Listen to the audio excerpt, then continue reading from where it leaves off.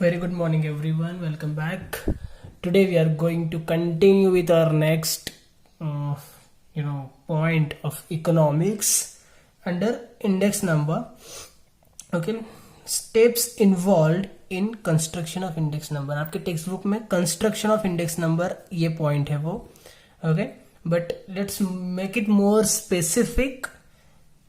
उसका पूरा अगर हेडिंग आप देना चाहो नोटबुक के अंदर तो वो देना आप steps involved in construction of index numbers. Okay, because these are the steps and when it comes to steps you need to keep in mind one thing, that it is a process, it is a steps, so it should be in a particular proper and given sequence only, right?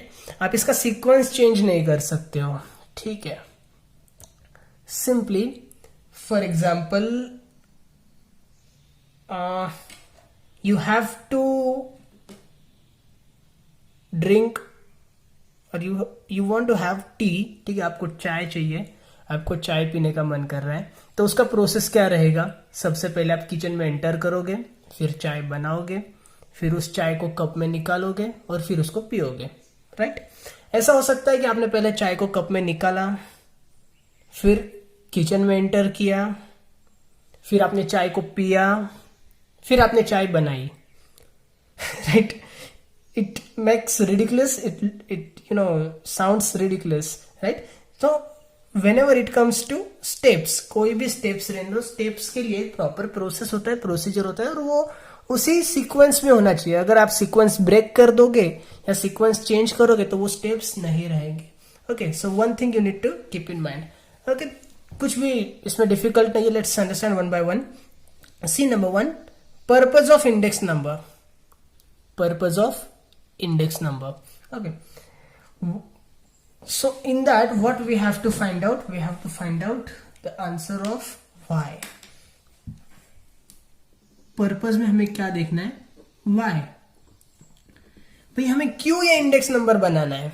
सबसे पहले हमें ये decide करना पड़ेगा ना, right? ऐसे तो नहीं होगा कि सुबह नींद से उठे, अचानक से एकदम आधी नींद में है, आधे नींद से बाहर है, और फिर अचानक से ध्यान में आया चलो यार आज इंडेक्स नंबर बनाते हैं.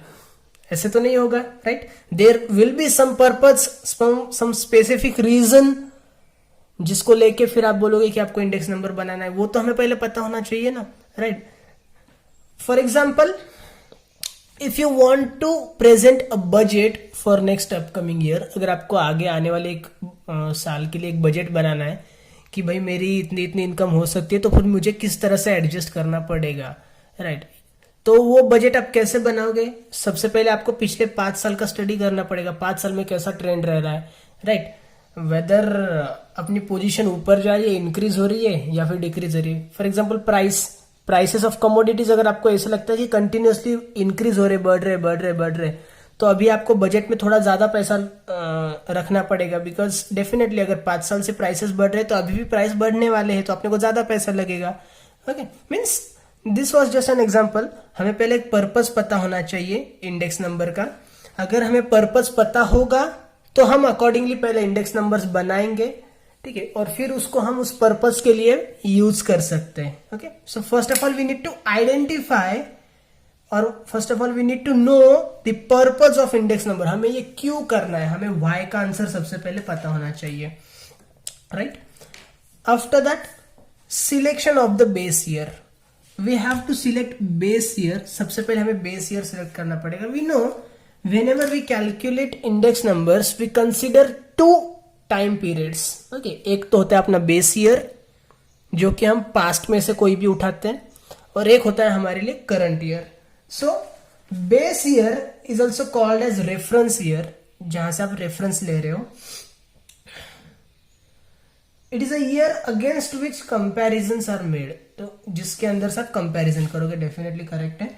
The base year should be normal, ठीक है, ये आपके लिए अभी ध्यान में रखने वाली बात है. मैं आपको ये जो बोल रहा हूँ आप लास्ट में चाहिए तो इसका एक स्क्रीनशॉट ले लेना या फिर लिख लेना, ठीक है. मैं एक एक वर्ड के अंदर पूरा एक्सप्लेनेशन दे रहा हूँ आपको. बेस ईयर क्या होना चाहिए? नॉर्मल. ओके, और you also may call it free from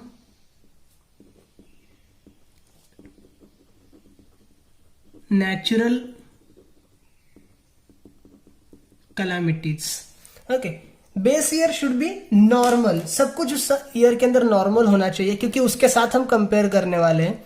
उसमें कोई भी नेचुरल कैलामिटी नहीं आनी चाहिए या फिर कुछ भी एबनॉर्मल थिंग नहीं होनी चाहिए। For example, suppose we are in 2015, ठीक है, मैं 2020 नहीं बोल रहा हूँ, क्योंकि आज का जो अभी कंडीशन है, today's condition is not normal. Okay, corona की वजह से अपनी पूरी इकोनॉमी हिल चुकी है। Okay, markets are not properly opened, customers are not having proper amount in their hands to spend. So for example, हम अभी है 2015 के अंदर। ओके, और अपने को कंपेयर करना है जब अपना सेकेंड वर्ल्ड वॉर खत्म हुआ था उस टाइम से। ओके, या फिर जब अपना देश आजाद हुआ था। Okay, 1947, we have to compare with 1946-47, ठीक है, बेस ईयर हमने लिया 46-47। उस टाइम पे इंडिया की कंडीशन काफी खराब थी, राइट। जब पार्टीशन हुआ था इंडिया एंड पाकिस्तान का, उस टाइम पे पर्टिकुलरली बॉर्डर के जो एरियाज थे वहां की सिचुएशन तो बहुत ज्यादा खराब थी। अगर उस ईयर को हम रखेंगे बेस ईयर और उससे हम कंपेयर करेंगे 2015 को, तो हम क्या कह सकते हैं, उस टाइम पे किसी के पास इनकम तो बिल्कुल भी नहीं था, बट जो प्रॉपर्टीज वगैरह थी वो भी ऐसे ही चली जा रही थी, राइट। तो हम क्या कहेंगे, या 2015 तो उससे 10 गुना बेटर है या इवन 100 टाइम्स बेटर है। Okay, but it is not the actual situation, right. तो जो भी बेस ईयर हम लेंगे ना, उसको हमें नॉर्मल ही जो रहेगा उसके साथ लेना पड़ेगा। ओके, सेकंड एग्जांपल, अभी अपना 2020 चल रहा है। ओके, 2020 में सपोज कोई एक पर्सन है जिसकी इनकम हो रही है 1 लाख रुपीज। ओके, क्योंकि कोई है ही नहीं, बिजनेस नहीं चल रहा है, एम्प्लॉयमेंट नहीं चल रही, किसी की नौकरी नहीं है, तो 1 लाख रुपए वो ऐसे तैसे एनुअली कमा रहे हैं एक साल में। Okay, 1 lakh rupees per year, that means around 8,000 rupees per month, ठीक है, चलता है। और नेक्स्ट ईयर जब सब कुछ नॉर्मल हो जाएगा, वो अपने नॉर्मल जॉब पे वापस जाएगा और उसकी इनकम हो गई 3 लाख रुपए। तो आप ऐसे बोल सकते हो कि एक साल में उसने ऐसा कुछ तो भी करके दिखाया, ऐसा कुछ अचीव करके दिखाया कि उसकी इनकम 3 टाइम्स बढ़ गई है? Of course not, right. So the base year that we are going to select should be normal. Okay, वो ना तो ज्यादा अच्छा होना चाहिए ना ही ज्यादा बुरा होना चाहिए। It should be normal, it should not be abnormal, and it should be free from natural calamities, ठीक है। उस साल में कोई नेचुरल कैलामिटीज वगैरह नहीं होनी चाहिए, जिससे कि हमें जो फेयर फिगर्स है वो मिल सके। Number 3, selection of items. Definitely if you have to calculate price index number, okay, and you are studying Indian economy, complete Indian economy, तो पूरे इंडिया में कितने सारे प्रोडक्ट्स है जो कि प्रोड्यूस होते हैं। तो अगर आप सारे प्रोडक्ट्स का प्राइस इंडेक्स नंबर कैलकुलेट करने बैठोगे ना, आप देख सकते हो प्रैक्टिकली हमने जो प्रॉब्लम्स वगैरह सॉल्व किए थे उसके अंदर हमने 2, 3, 4 प्रोडक्ट्स देखे थे, राइट। 2, 3, 4 प्रोडक्ट्स का हमने प्राइस इंडेक्स नंबर कैलकुलेट किया था। पूरे इंडिया में यू कैन नॉट इमेजिन कि कितने सारे प्रोडक्ट्स प्रोड्यूस होते हैं। ओके, आप अपने आसपास ही देख लो। ओके, आप अपने बाजू के किसी भी एक ग्रोसरी शॉप में जाओ, वहां पे देखो, एक जनरल स्टोर में जाओ, वहां पे देखो कितने सारे प्रोडक्ट्स होते हैं। सिर्फ एक पर्टिकुलर शॉप के ही सारे प्रोडक्ट्स भी अगर आप लोगे ना, तो भी इतने सारे प्रोडक्ट्स हो जाएंगे, ABCDEFG Z भी अपने को नहीं पूरेगा, 4 बार Z आ जाएगा उसके अंदर, ठीक है, फिर भी वो नहीं होगा। तो इतने सारे आइटम्स तो हम नहीं ले सकते ना स्टडी करने के लिए। So we need to select some few items, 4-5 on the random selection basis, ठीक है। रैंडमली हमें कुछ सैंपल्स लेने पड़ेंगे। ओके, रैंडम सैंपल्स, या फिर आप इसको लिख सकते हो कि not all commodities. Definitely possible नहीं है कि सारे के सारे कमोडिटीज को आप लो स्टडी करने के लिए, तो आपको कुछ सैंपल्स उसमें से चूज करने पड़ेंगे और फिर आपको अकॉर्डिंगली स्टडी करना पड़ेगा। नाउ ये सैंपल्स भी जो आप चूज करोगे वो कौन से होने चाहिए, some kind of standards should be maintain, ठीक है। तो स्टैंडर्ड ही होने चाहिए, किसी को भी आप नहीं उठा सकते हो, राइट, किसी को भी आप नहीं उठा सकते हो। सो कुछ स्टैंडर्ड कमोडिटीज आप जो रहेंगे उसमें से आप चूज करोगे, बड़े बड़े कमोडिटीज आप चूज करोगे, एंड फिर उसका आप इंडेक्स नंबर कैलकुलेट करोगे। ओके, आपने प्रॉपरली आइटम सिलेक्ट कर लिया, उसके बाद नेक्स्ट क्या गया number 4, selection of price quotations, right. You have to select prices of that commodities from different places. Definitely one thing you know कि भाई मैंने सपोज 4 कमोडिटीज ले लिए हैं, ओके। मैं सपोज गारमेंट्स की बात कर रहा हूँ, कपड़ों की बात कर रहा हूँ, टेक्सटाइल इंडस्ट्री की बात कर रहा हूँ। तो मैंने तो एक ले लिया शर्ट, दूसरा लिया टी शर्ट, तीसरी ली जीन्स और एक लिया कुर्ता, ओके। फॉर एग्जाम्पल बोल रहा हूं मैं। इसके अंदर भी फिर वैरायटीज होती है एंड वैरायटीज के अकॉर्डिंगली प्राइसेस वगैरह चेंज होती है, but will not go that deeper. So अभी अगर हमें इसका प्राइस इंडेक्स कैलकुलेट करना है तो हमें इसकी प्राइसेस भी तो लेनी पड़ेगी ना, ओके। कि 2010 में इन चारों की क्या प्राइसेस थी और 2020 में इन चारों की क्या प्राइसेस है, ये हमें देखना पड़ेगा। Now one thing we know, prices differs from shop to shop, बराबर है, और from taluka to taluka, district to district prices change होती रहती है। आपके दुकान में शर्ट की कोई एक प्राइस रहेगी, आपके बाजू वाली दुकान में जाके देखो उसकी कोई अलग ही प्राइस रहेगी, राइट। ज्यादा भी हो सकती है, कम भी हो सकती है। सो प्राइसेस भी जो हम सिलेक्ट करने वाले हैं, हमें ऐसी जगह से सिलेक्ट करनी है जहां पे कोई भी फेवर नहीं रहेगा या कोई भी बायस नहीं होगा, ठीक है। Prices should be unbiased. How? Let me give you a best example. Before few months मैं एक शॉप में गया था एक टी शर्ट परचेस करने के लिए, ठीक है। एंड वो शॉप अपने ही किसी एक स्टूडेंट का था, one of the students, right. I would not mention name. मैं वहां पे गया, मैंने एक टी शर्ट चूज किया, मैंने देखा एमआरपी उस पर थी 350 रुपीज, 350 रुपए। मैंने ओके तो मैंने जो टी शर्ट चूज किया उसकी प्राइस थी 350 रुपीज, 350 रुपए। मेरे पास चेंज अवेलेबल था, छुट्टे पैसे थे, तो मैंने 350 रुपए वहीं पे जस्ट निकाले, मेरे ऊपर की जेब में रख दिए। And then I went to that billing counter, ठीक है, शॉप ओनर तक में। उसके बाद गया, वहां पे जाते ही उन्होंने वो टी शर्ट देखा, उन्होंने बिल बनाया, मैंने उनके हाथ में 350 रुपए दे दिए। ही just counted that and उन्होंने मुझे 150 रुपए वापस दिए। he took only 200 rupees from me. क्यों? क्योंकि जस्ट पहचान थी भाई, स्टूडेंट के ही पापा थे तो डेफिनेटली मुझसे ज्यादा पैसे नहीं ले सकते थे, उन्होंने नहीं लिए, राइट। बट अगर मैं अभी बोलूं कि टी शर्ट की प्राइस है 200 रुपीज, ओके, मेरे कैलकुलेशंस के अंदर मैं बोलता हूं टी शर्ट की प्राइस है, मैंने शर्ट के सामने लिख दिया, ठीक है, no problem. Okay, T shirt की प्राइस है सपोज 200 रुपीज। अगर मैं ऐसा बोलता हूं तो क्या ये सही रहेगा? डेफिनेटली नॉट ना यार। 350 रुपए का टी शर्ट है, मुझे 200 में मिला, इसका मतलब ये थोड़ी कि प्राइस 200 रुपए है, ओके। तो प्राइस भी जो हम कोटेशंस कलेक्ट करेंगे दैट शुड बी अनबायस। हमें ऐसी जगह से कलेक्ट करने हैं जहां पे अपना कोई भी इंटरेस्ट नहीं रहेगा, अपनी कोई भी जान पहचान वगैरह नहीं रहेगी, अपने को कोई भी फेवर नहीं मिलेगा, ओके। सो अनबायस और फेयर अमाउंट जो है वो होनी चाहिए, राइट। तो प्राइसेस भी हमें जो चूज कर रहे हैं वो अनबायस होनी चाहिए, प्रॉपर हमें चूज करना, एक्चुअल प्राइसेस हमें चाहिए भाई, हमें कोई फेवर नहीं चाहिए, ठीक है। Then choice of suitable average. We know ये जो हम इंडेक्स नंबर कैलकुलेट करते हैं, we are doing, we are calculating just percentage change, ठीक है। एंड इसको कैलकुलेट करने के लिए या फिर एवरेजेस कैलकुलेट करने के लिए, you know there are number of methods, okay. 10th standard के अंदर हमने पढ़ा है mean, mode, median, okay. Averages calculate करने के ये 3 मेथड्स हमने अपने स्टैंडर्ड 10 में पढ़े हुए हैं। नेक्स्ट 11th में हमने पार्टीशन वैल्यूज पढ़ा, उसके अंदर हमने फिर से पढ़ा कि quartiles, deciles, percentiles, right. So we have studied 6 methods till now. इससे आगे भी और बहुत सारे मेथड्स होंगे, रहेंगे, मुझे नहीं पता, but there are n number of methods to calculate averages, we no.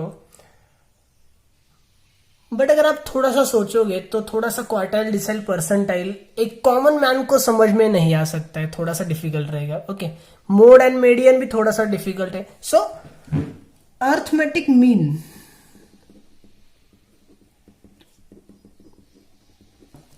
Arithmetic mean, mean यानी मध्य.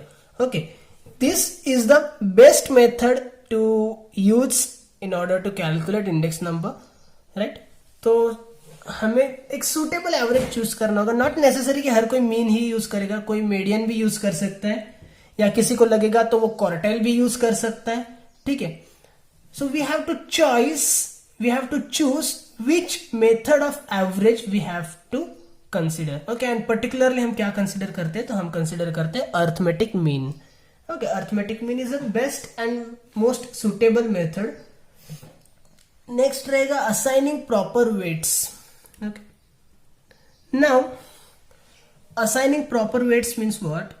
For some industries, quantity plays very important role, and for some industries, value plays most important role. मतलब price का भी उसमें contribution होना चाहिए. ठीक है. Suppose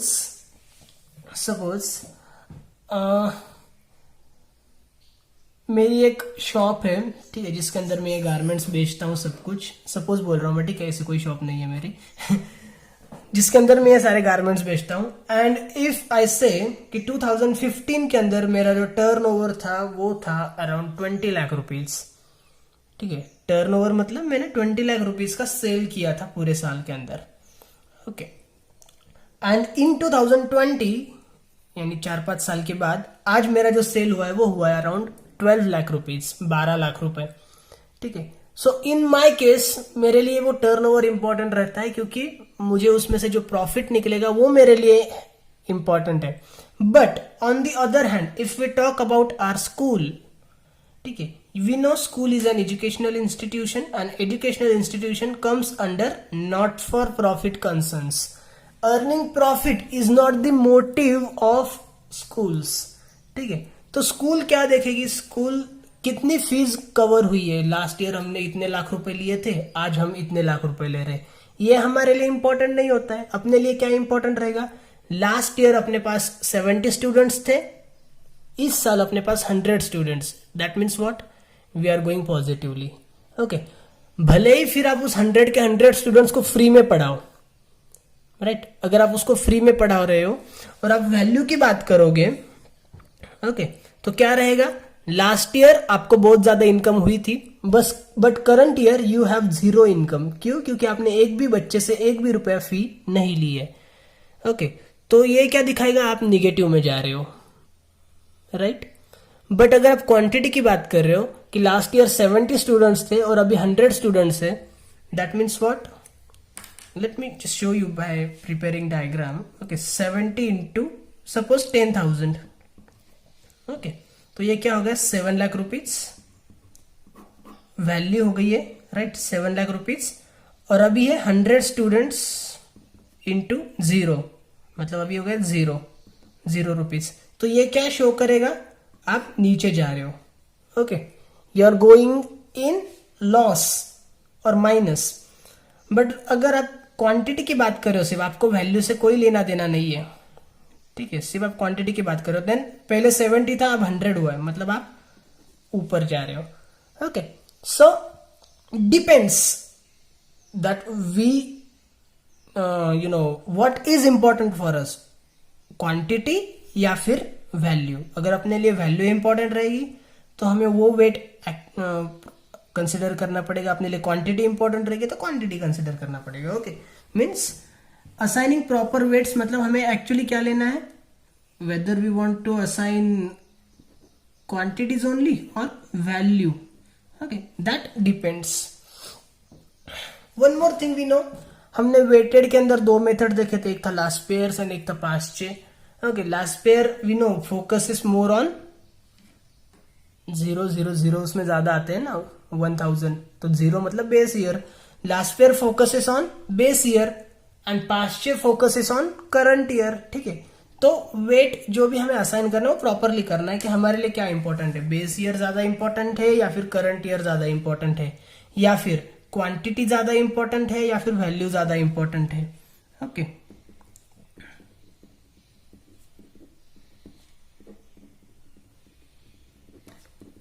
right. So quantity और वैल्यू या फिर बेस और current year, so that we have to decide and assign proper weights accordingly. And last one is selection of an appropriate formula.